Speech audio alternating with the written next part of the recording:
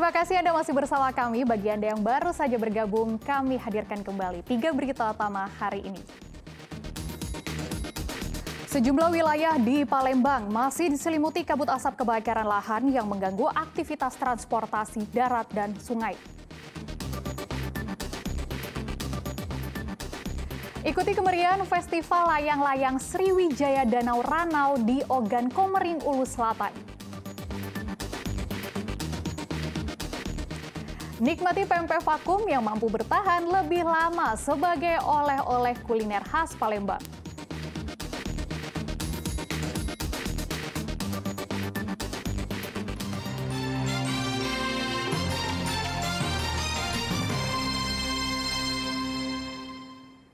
Ratusan layang-layang menghiasi langit pantai Bidadari di Kabupaten Ogan Komering, Ulu Selatan.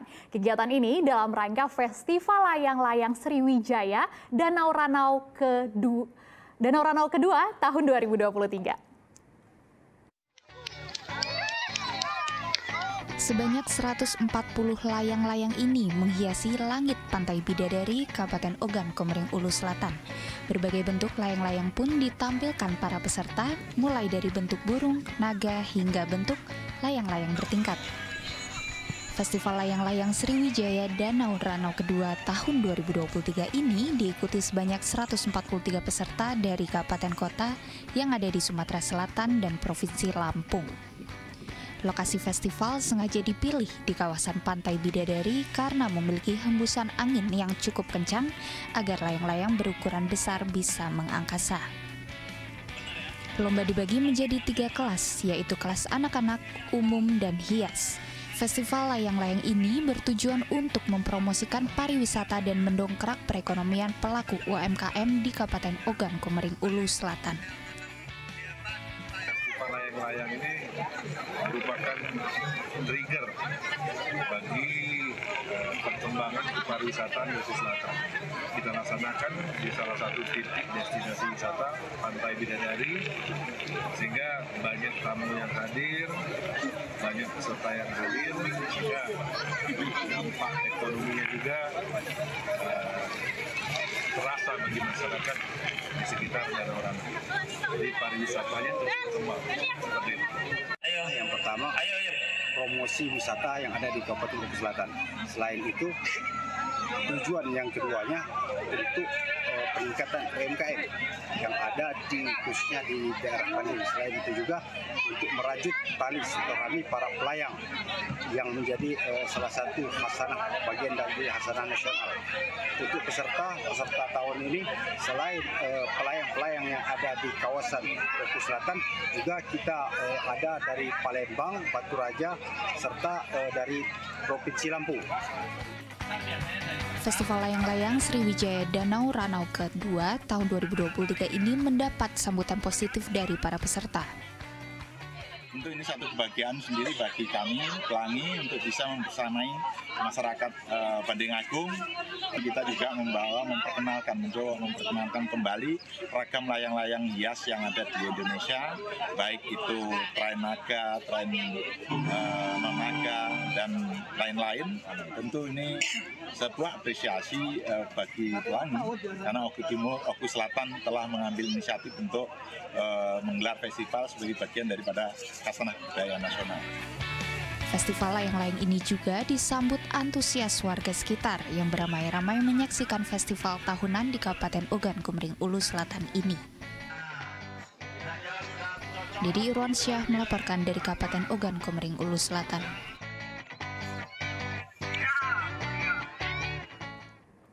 Selama sepekan terakhir, harga beras premium dan medium di Palembang semakin meningkat. Diduga kenaikan harga dipicu pasokan beras berkurang di tingkat distributor. Harga berbagai jenis beras kian mahal di pasar tradisional Kota Palembang dalam sepekan terakhir. Bahkan selama sebulan, beras 3 kali mengalami kenaikan harga.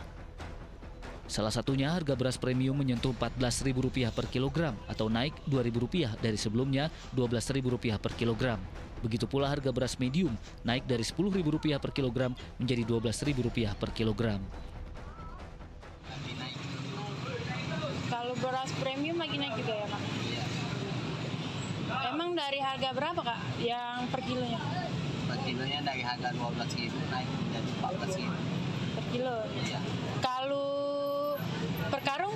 Per karungnya dari harga 242 naik menjadi 200.000. Naik ya? Bu, gimana Bu tanggapan Ibu mengenai kenaikan ini? Ya sarung Pak, beli beras kan, beli beras kiloan. Oh, jadi Ibu beli beras yang kiloan ya sekarang? Harapannya gimana Bu? Harapannya diturun ke barang beli karena. Kenaikan harga beras diduga dipicu pasokan beras berkurang di tingkat distributor.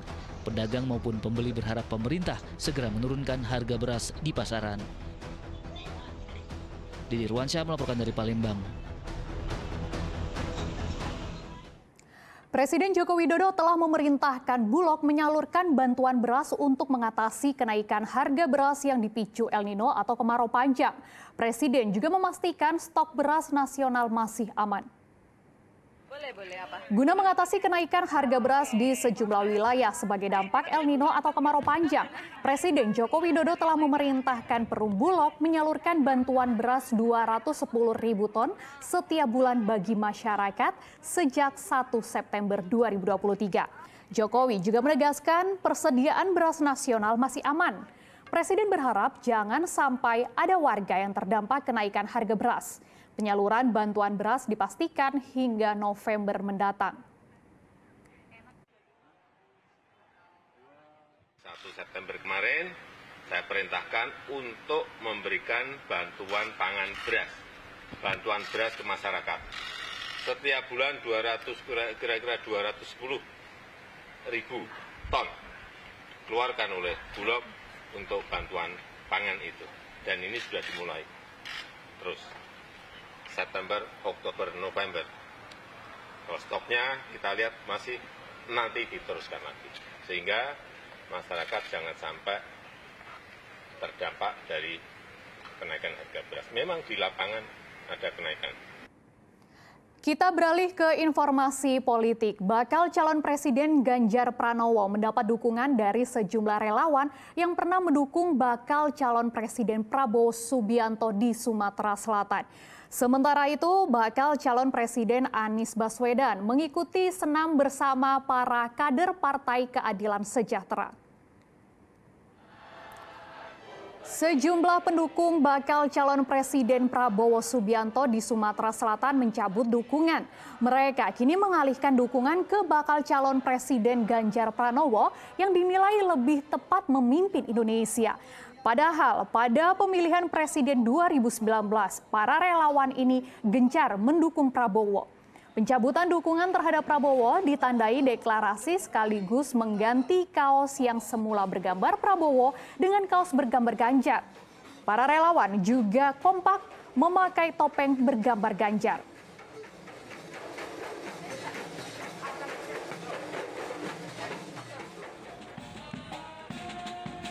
Sementara itu, di tempat terpisah bakal calon Presiden Anies Baswedan mengikuti senam bersama ratusan kader Partai Keadilan Sejahtera atau PKS di Benteng Kuto Besak, Kota Palembang.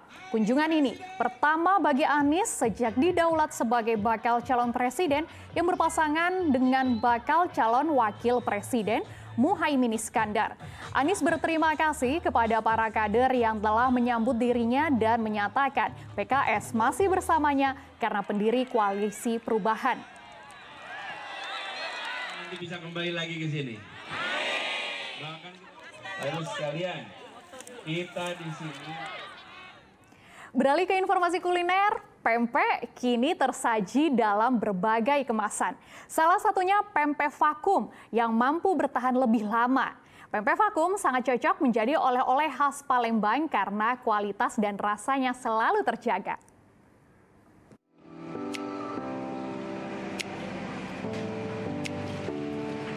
Berkunjung ke kota Palembang kurang lengkap jika tidak membawa oleh-oleh pempek.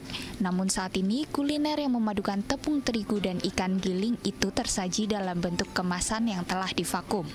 Melalui proses vakum, pempek mampu bertahan lebih lama. Kemasan pempek vakum meliputi 10 varian campuran seperti pempek lenjer, telur, dan kulit. Pempek vakum sangat cocok untuk oleh-oleh karena kualitas dan rasanya tetap terjaga lebih dari 30 jam. Bahkan jika disimpan di suhu minus 18 derajat Celcius, pempek vakum bertahan 3 bulan.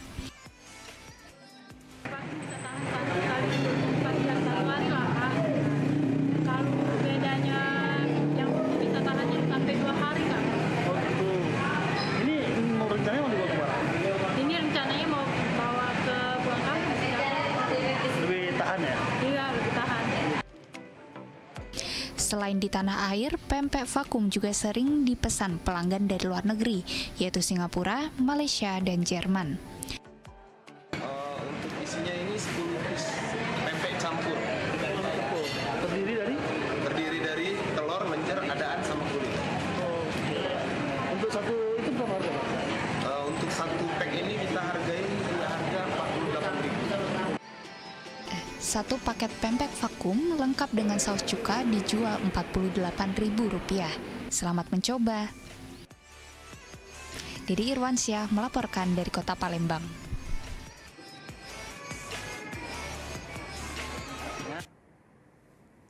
Laporan tersebut mengakhiri berita Palembang hari ini. Saya Fri Meriana, berterima kasih atas perhatian dan kebersamaan Anda. Selamat beraktivitas dan sampai jumpa.